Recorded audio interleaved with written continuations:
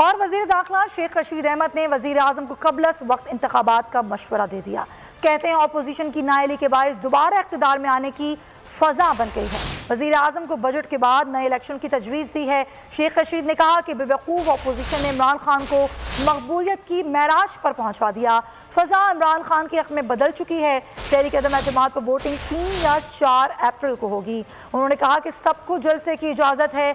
जो भी कानून को हाथ में लेगा कानून उसे हाथ में लेगा।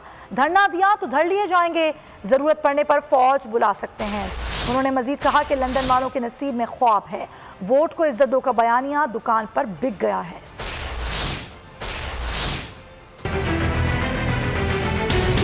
किसी को किसी का रास्ता रोकने की इजाजत नहीं देंगे। ये बात हर कोई कान खोल के सुन ले कि अगर किसी ने कानून को, अमन व अमान को हाथ में लिया तो कानून उनको हाथ में लेगा, वरना हमारे लिए वो काबिल एहतराम है। अभी हमने कोई दरख्वास्त नहीं की, लेकिन वजारत दाखिला को ये इख्तियार हासिल है कि वज़ीर आज़म और काबीना की मंजूरी के तहत वो आर्टिकल 245 के तहत फ़ौज को भी तलब कर सकती है। अगर किसी ने धरना दिया तो धर लिए जाएंगे। लंदन वालों के नसीब में तो लंदन वाले ख्वाब देखते रहे। कहाँ गया वोट को इज्जत दो? वोट टके शेर बिक गया है, वोट आड़त की दुकान पे बिक गया है। जमहूरियत को इन्होंने रुस्वा कर दिया है। शहर की फ़ज़ा इमरान खान के हक़ में बदल चुकी है। इंशाअल्लाह इमरान खान फतेहयाब होगा और अल्लाह को अगर मंजूर हुआ तो इत्तेहादी भी हमारे हक़ में फ़ैसला करेंगे कि जो नाज़म जोखियों के कत्ल में नामजद MNA हैं, जाम अब्दुल करीम जो है वो दुबई से वोट डालने के लिए आ रहे हैं। वो आएंगे, उनको गिरफ्तार करके सिंध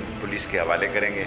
मफरूर कातलों को भी वोट डालने के लिए दुबई से ला रहे हैं। इसका मतलब है कि इनकी कांपें टांग रही है। सब्सक्राइब करें और बेल दबाएं ताकि कोई खबर रह न जाए।